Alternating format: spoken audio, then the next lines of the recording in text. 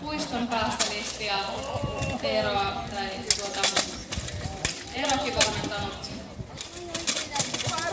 Supportautaan sieltä ohjeita, kuinka tulisi toimia.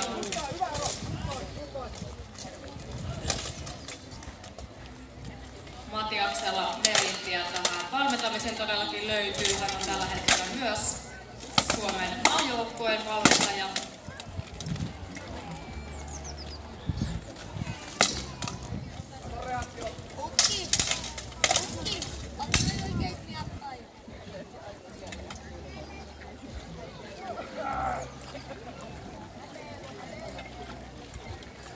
Nyt kaivattaisiin varmasti vähän kannustusta sinne Listiin.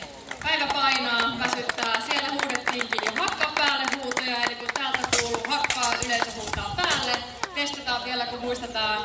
Hakkaa! Päälle! Hakkaa! Päälle! Hakkaa! Päälle! Hakkaa! Päälle! Aivan selvästi tästä saatiin virtaa tuonne Listiinkin.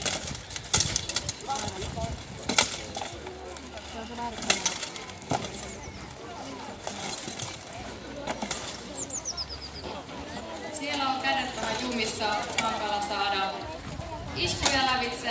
Yritetään sitten polvella, kun ei käsi onnistu. Ja